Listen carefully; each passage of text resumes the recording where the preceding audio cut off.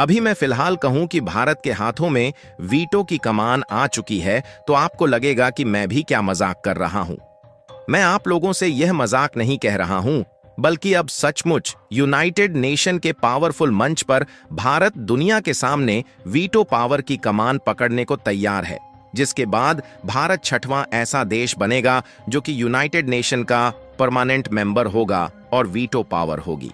यानी भारत के पास वह ताकत आ रही है जिससे भारत अपने खिलाफ हो रहे सभी फैसलों को न सिर्फ बदल सकता है, बल्कि उन सभी नए फैसलों को रोकने की ताकत रखता है जो कि भारत के खिलाफ हो। और फिलहाल में सबसे कमाल की बात तो यह देखने को मिली है कि चीन भारत के हाथों में वीटो की कमान थमा चुका है।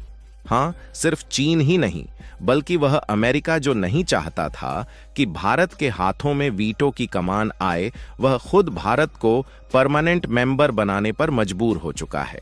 यही नहीं, बल्कि इसी यूनाइटेड नेशन के मंच से जब हाल ही में भारत को वीटो पावर देने की चर्चा तेज हुई, तो भारत के विदेश मंत्री एस जयशंकर जी ने तुर्की के पिछवाड़े पर ऐसी लात मारी कि तुर्की मुंह के भल गिर चुका है।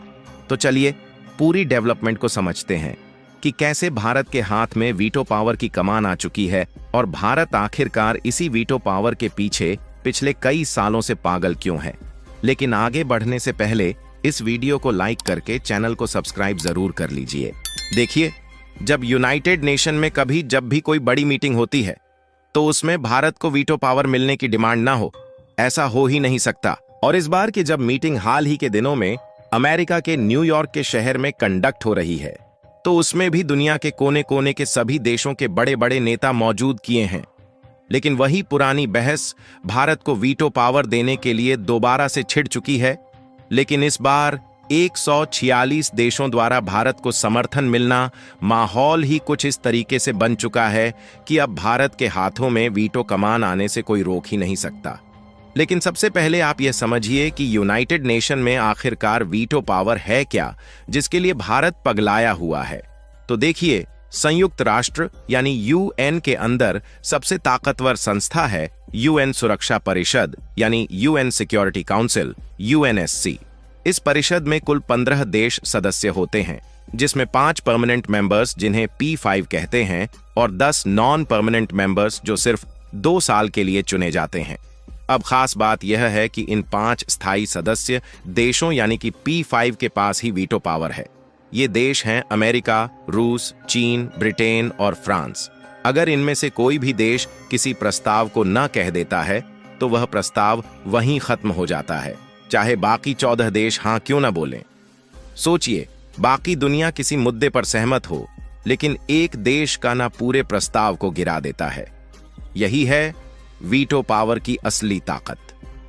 इसी से तय होता है कि कौन दुनिया की राजनीति का असली खिलाड़ी है और कौन सिर्फ दर्शक। भारत के लिए यह वीटो पावर इतना जरूरी इसलिए है क्योंकि भारत आज दुनिया की सबसे बड़ी लोकतंत्र है, 4थी सबसे बड़ी अर्थव्यवस्था है, सबसे ज्यादा आबादी वाला देश है। लेकिन फिर भी हमारे पास वो ताकत नहीं है जो हमें चीन, अमेरिका या रूस के बराबर खड़ा कर सके। दूसरी बड़ी वजह सुरक्षा है। आज चीन हमेशा पाकिस्तान का पक्ष लेता है और भारत के खिलाफ अंतर्राष्ट्रीय मंचों पर चालें चलता है। अगर भारत के पास वीटो पावर होता तो चीन की हर साजिश को वहीं खत्म किया जा सकता था। तीसरी वजह है वैश्विक फैसलों में दखल। भारत ब्रिक्स, G20 और ग्लोबल साउथ का नेतृत्व कर रहा है, लेकिन यूएनएससी में अंतिम निर्णय की ताकत अभी भी हमारे हाथ में नहीं है। अगर वीटो पावर मिल जाए तो भारत भी अमेरिका, चीन, रूस की बराबरी कर सकेगा। और इतिहास भी हमारे साथ अन्याय कर गया। 1945 में जब यूएन बना तब भारत ब्रिटिश कॉलोनी था, इसलिए हमें वीटो पावर नहीं मिला। लेकिन आज जब भारत उभरती सुपर पावर है, तब भी पुरानी व्यवस्था हमें रोक रही थी। और सबसे बड़ी बात, अगर भारत को वीटो पावर मिल गया तो दुनिया का पूरा पावर बैलेंस बदल जाएगा। चीन को डर है कि भारत उसकी बराबरी कर लेगा। अमेरिका और पश्चिमी देश चाहते हैं कि भारत उनके साथ रहे, लेकिन उन्हें भी डर है कि भारत कहीं ग्लोबल साउथ की अगुवाई करके एक नया ध्रुव न बना दे। हालांकि हमें अब यह कहना चाहिए कि उन्हें ऐसा डर था, लेकिन अमेरिका को भले ही डर हो, जबकि चीन को अब यह डर नहीं है, बल्कि चीन तो अब भारत के समर्थन में उतर चुका है, जो कि पश्चिमी देशों को भी हैरान कर रहा है। असल में देखा जाए तो इस बार संयुक्त राष्ट्र का सम्मेलन भारत के लिए किसी जीत से कम नहीं रहा, क्योंकि इस मंच पर हर तरफ सिर्फ और सिर्फ भारत की ही चर्चा हो रही थी। कोई भारत की तेल खरीदारी पर चिंता जता रहा था, तो कोई भारत की बढ़ती ताकत पर वाहवाही लुटा रहा था। लेकिन सबसे बड़ा सरप्राइज तब आया जब दुनिया के सामने भारत और चीन एक दूसरे के बेहद करीब दिखे। जी हां दोस्तों, वही चीन जो हमेशा भारत के रास्ते में रोड़ा अटकाता था, इस बार संयुक्त राष्ट्र में सुधार की मांग पर भारत को खुला समर्थन देने पर मजबूर हो गया। भारत कई वर्षों से संयुक्त राष्ट्र सुरक्षा परिषद में सुधार और स्थायी सदस्यता की मांग कर रहा है, लेकिन हर बार इस मांग को सबसे ज्यादा ब्लॉक किया है चीन ने। मगर इस बार खेल बदल गया।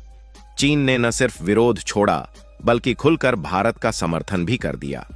दरअसल इसके पीछे भारत की एक बड़ी कूटनीतिक जीत छिपी है। भारत ने ब्रिक्स देशों के साथ ऐतिहासिक बैठक की और उसी बैठक की अध्यक्षता कर दुनिया को दिखा दिया कि ब्रिक्स अब अमेरिका और पश्चिमी ताकतों को सीधी चुनौती देने की ताकत रखता है। दोस्तों, इसी बैठक के बाद जो सामने आया वो था ब्रिक्स देशों का जॉइंट स्टेटमेंट। इस स्टेटमेंट ने पूरी दुनिया में हलचल मचा दी। 2023 के जोहान्सबर्ग घोषणा पत्र का हवाला देते हुए ब्रिक्स ने दोबारा साफ कर दिया कि संयुक्त राष्ट्र में सुधार अब वक्त की मांग है।